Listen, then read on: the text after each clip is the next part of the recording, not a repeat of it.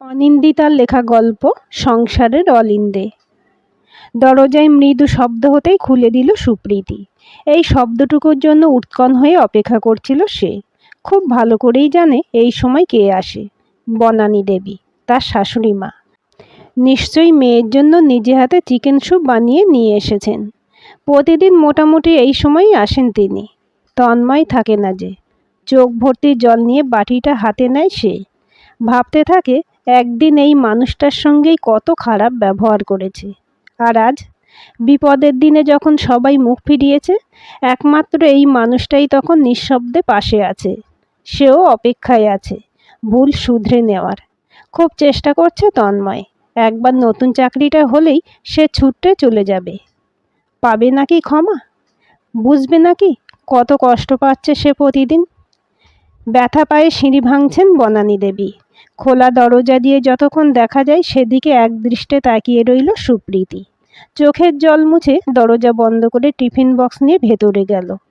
Insulated box, হলুদ নীল, একেবারে বাচ্চাদের মনের মতো। ভেতরের খাবার গরম আছে এখনো। পড়ছিল মেয়ে দুলে দুলে। আস্তে আস্তে চামচে করে তুলে খাইয়ে দিল। ভেজিস আর চিকেন চাংস। একগাল হাসলো পরি। খুব টেস্টি। মাম, ঠাম্মি এটা নিজে হাতে বানিয়েছে, তাই না? ওপরে গেলে আমায় বানিয়ে খাওয়াতো। তুমিও খেয়ে দেখো না মাম। তুমি খাও, এই চিকেন স্যুপ আমি অনেক খেয়েছি। ঠাম্মি তো আমাকেও বানিয়ে দিত। তুমি যে বললে আমরা এবার থেকে ঠাম্মার সঙ্গেই থাকবো। কবে থাকবো মাম? তোমরা তো ওপরে যাচ্ছ না। কিছু একটা ভেবে বলল। ঠাম্মি কি তবে আমার সঙ্গে থাকতে রাজি হয়নি? পরীকে ঠাম্মি কত ভালোবাসে না? ইয়াম্মি ইয়াম্মি স্যুপ বানিয়ে খাওয়ায়। ঠাম্মি কি কখনো পরীর সঙ্গে থাকতে মানা করতে পারে? খুব তাড়াতাড়ি সবাই একসঙ্গে থাকবো। ঠাম্মি তখন পরীকে পরীদের গল্প শোনাবে। আর কয়েকটা দিন অপেক্ষা করো। কিন্তু এবার যে ঘুমিয়ে পড়তে হবে, নইলে পাপা খুব রাগ করবে, মাম্মাকে বকবে। পাপা আজকাল খুব বিজি থাকে মাম। আমায় আর আগের মতো আদর করে না। পাপাটা কি পচা হয়ে গেছে। অমন বলে না সোনা, পাপা তোমায় খুব ভালোবাসে। তোমায় আরেকটু ভালো রাখার জন্যই তো এত ব্যস্ততা। তাকিয়ে দেখলো সুপ্রীতি মেয়ে কখন ঘুমিয়ে গেছে। চাদরটা টেনে দিয়ে ঘর থেকে বেরিয়ে এলো সে। 10:30টার সময় অনেক ঘুরে ক্লান্ত শরীরে বাড়ি ফিরল তন্ময়। চাপা গলায় জিজ্ঞেস করলো, পরি ঘুমিয়েছে? কি খাওয়ালে ওকে আজ? খিচুড়ি, তেমনি চাপা গলায় বলল সুপ্রীতি। চাল ডাল কয়েকটা আলু, গাজর ছাড়া বাড়িতে তেমন কিছু ছিল না। মিথ্যে বলতে গিয়ে গলার কাছটা দলা পাকাচ্ছিল সুপ্রীতির। বনানী দেবীর বারণ আছে। তাছাড়া সে নিজেও জানে আসল কথা শুনলে তন্ময় ভীষণ রেগে যাবে। তার যে বড্ড আত্মসম্মান বোধ। যদি কোনোভাবে জানতে পারে দুরবস্থায় পড়ে বউ মায়ের থেকে খাবার অথবা আর্থিক সাহায্য নিচ্ছে, তাহলে একটা ভালো মন্দ কিছু। স্পষ্ট কথা তার, সুখের দিনে যখন তোমার কথা মতো অসহায় মাকে একলা ছেড়ে আসতে পেরেছি, আজ দুঃখের দিনে তার কাছে ঝুলি পেতে দাঁড়াতে পারবো না। তুমিও যাবে না। যা জুটবে তাই খাবে।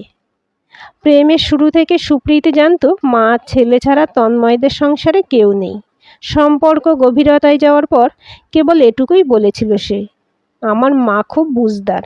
নতুন সংসারে মানিয়ে নেওয়ার জন্য তোমায় নিজের অভ্যাস বদলাতে হবে না। দেখবে মাই কেমন নিজের মতো করে দিব্যি মানিয়ে গুছিয়ে নিয়েছে।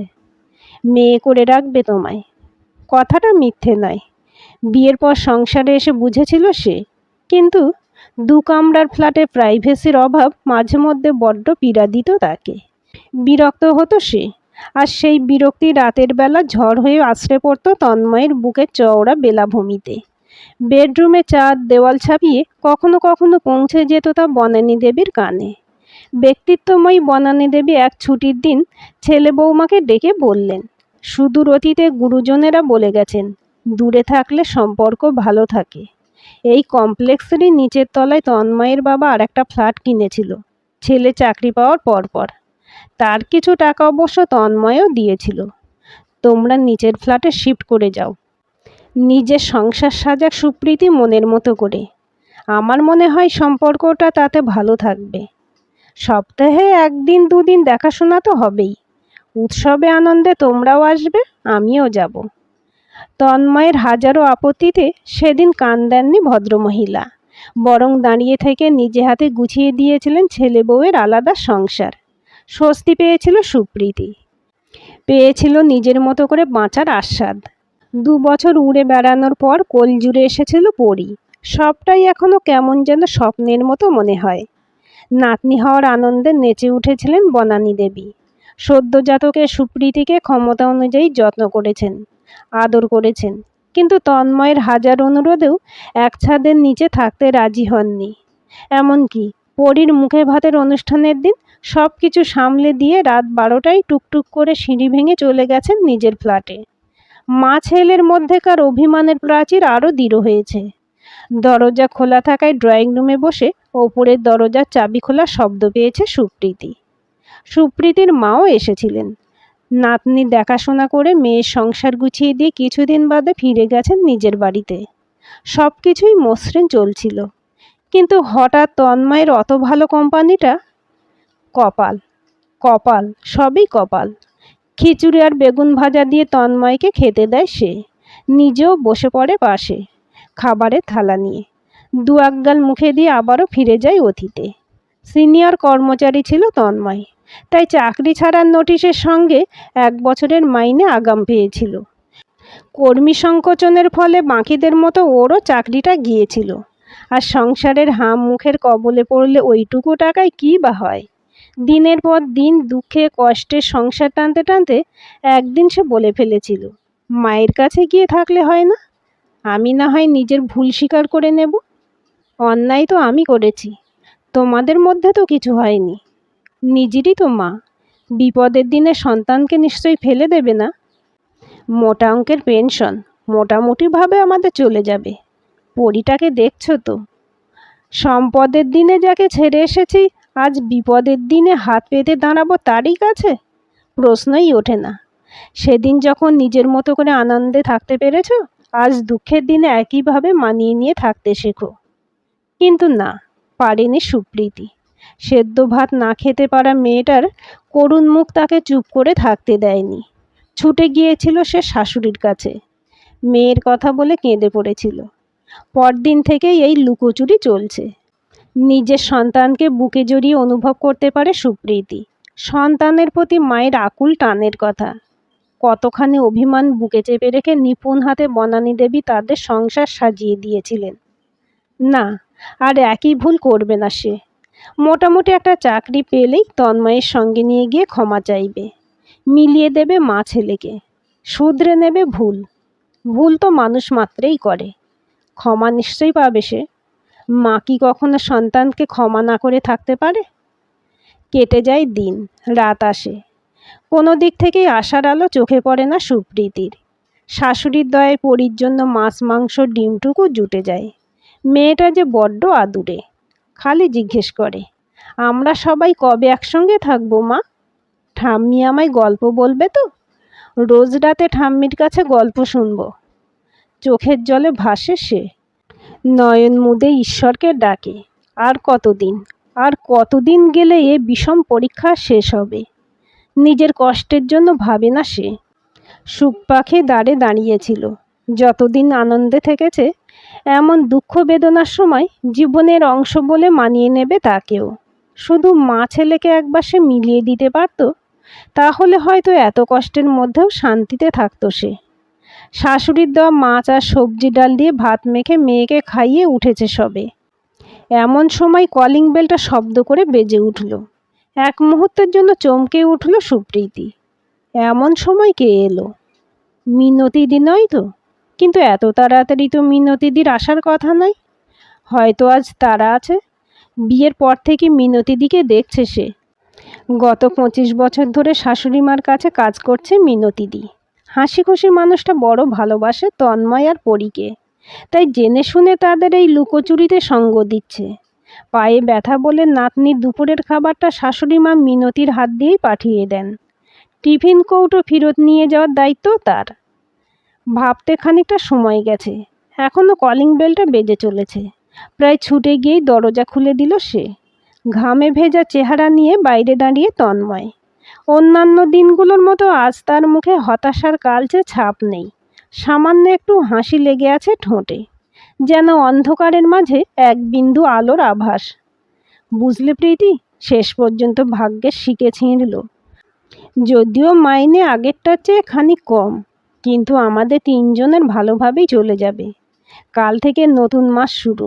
সকাল 10টার মধ্যে জয়েন করতে হবে। এই নাও অ্যাডভান্সের টাকা, অ্যাকাউন্ট থেকে তুলে আনলাম।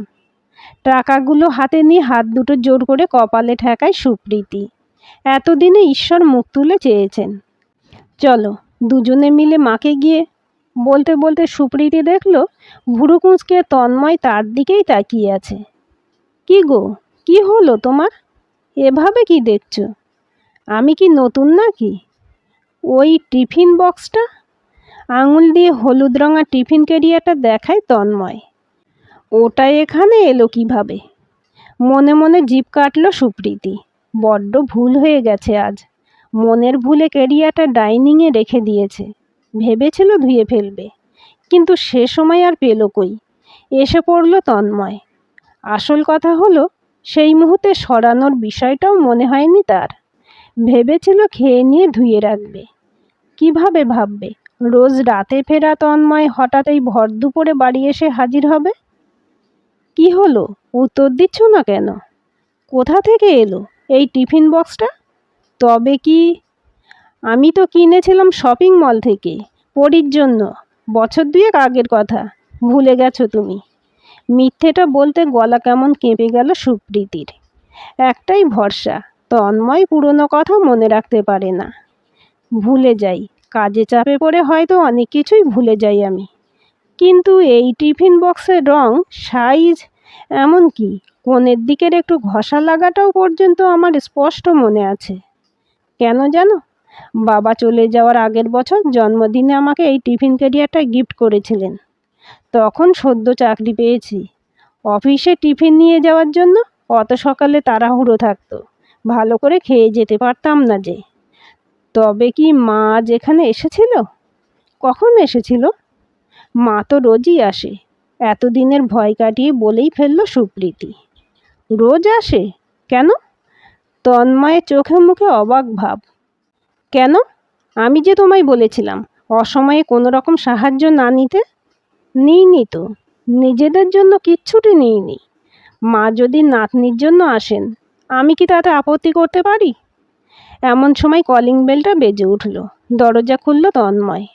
চমকে উঠে দুপা পিছিয়ে গেল মিনতি। তবে কি সব জেনে গেল ছেলেটা? তাই দুপুরে বাড়িতে বসে আছে তার অপেক্ষায়? মিনতির দিকে গম্ভীর মুখে তাকালো তন্ময়। মায়ের খেয়াল রাখছো তো ঠিক মতো? নিঃশব্দে মিনতি ঘাড় নাড়ে। চেনা টিফিন ক্যারিয়ারটা ধীরে এগিয়ে দেয় সে। চলো মায়ের কাছে এক্ষুনি, জানতে চাই এর মানে কি। খানিক ভয়ে ভয়ে এগিয়ে আসে সুপ্রীতি।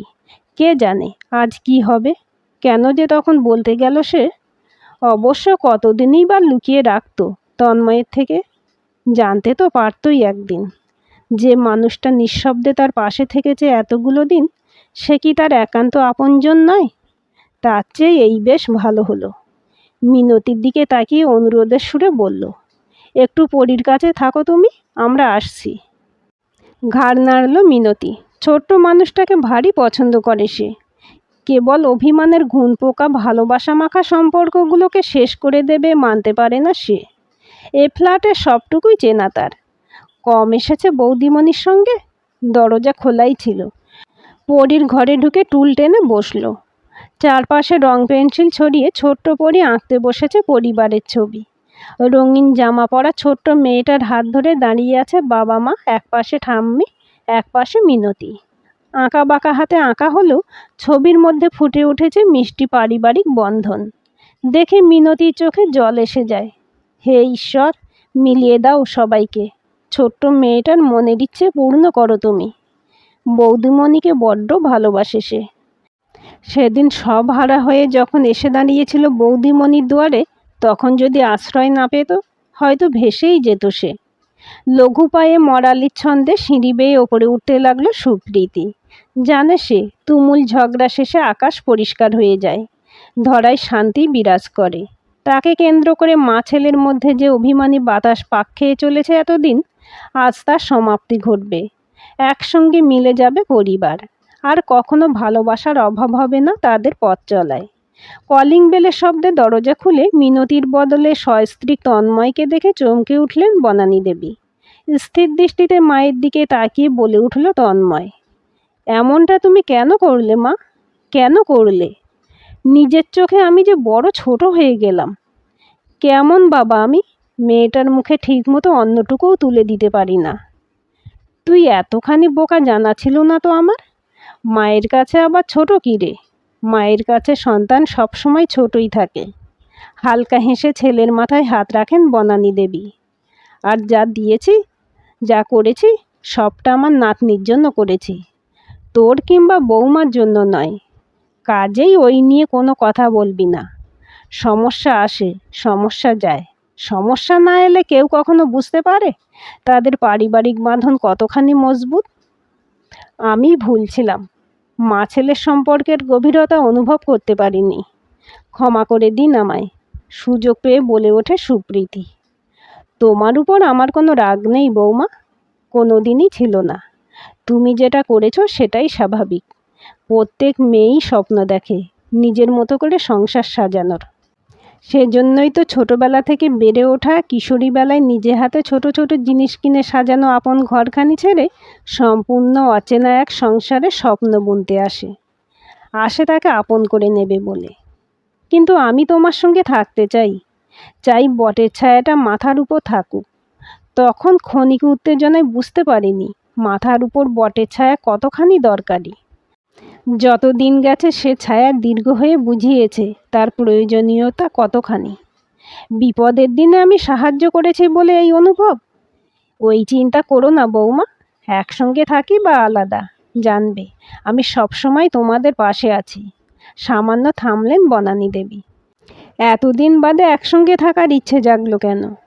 অনেক দিন ধরে ইচ্ছেটা বুকে লালন করেছি, কিন্তু লজ্জায় মুখ ফুটে বলার সাহস পাইনি। লজ্জা? লজ্জা কিসের? বিস্ময়ের সুর ফোটে বনানী দেবীর গলায়। লজ্জা নিজের কাছে, নিজের আচরণে। যদি ভাবো সুখের দিনে চলে গিয়ে আজ দুঃখের দিনে সুযোগ নিতে ফিরে আসতে চাইছি, কিন্তু আজ আর সে ভয় নেই। মিষ্টি করে হাসে সুপ্রীতি।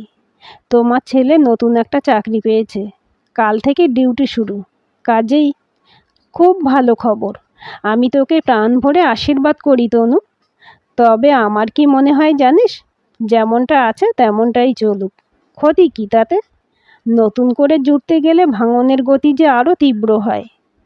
কিন্তু আমি যে তোমার সঙ্গে থাকতে চাই ঠাম্মি, রাত্রিরে বেড শেয়ার করতে চাই, তোমার মুখ থেকে অনেক অনেক রূপকথার স্টোরি শুনতে চাই, খেলতে চাই তোমার সঙ্গে। মিনতি কখন যেন পরীকে নিয়ে ওপরে উঠে এসেছে। অভিমানী মুখগুলো সে কথা টেরই পায়নি। নিজের ছেলে বউকে তো ফিরিয়ে দিলে, একে ফেরাতে পারবে তো? ছোট্ট মুখটার দিকে তাকিয়ে বলে মিনতি।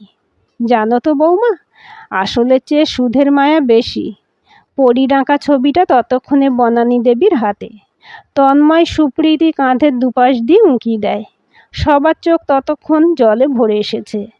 নাতনিকে বুকে জড়িয়ে ধরে অস্পুষ্ট বলেন, আজ থেকে পরী দিদিভাই আমার সঙ্গে থাকবে। পাশে দাঁড়ানো তন্ময় মায়ের কাঁধে হাত রাখে, জড়িয়ে নেয়। চোখে জল, মুখে হাসি নিয়ে মিনতিকে ইশারা করে পায়ে পায়ে সুপ্রীতি এগিয়ে যায় রান্নাঘরের দিকে। একটু হলেও তো আজ মিষ্টিমুখ করাতে হবে সব্বাইকে। আজ যে বড় আনন্দের দিন। এতদিন বাদে ভুলের প্রায়শ্চিত্ত করার সুযোগ পেয়েছে সে। মেলান তিনিই মেলান। মন থেকে চাইলে ভালোবাসার মানুষদের ঠিক তিনি মিলিয়ে দেন। আজকের গল্পটি কেমন লাগলো কমেন্ট করে জানাবেন। ভালো লাগলে লাইক, হাইপ, শেয়ার করবেন। আর চ্যানেলটি সাবস্ক্রাইব করে বেল আইকনটি ক্লিক করে রাখতে ভুলবেন না।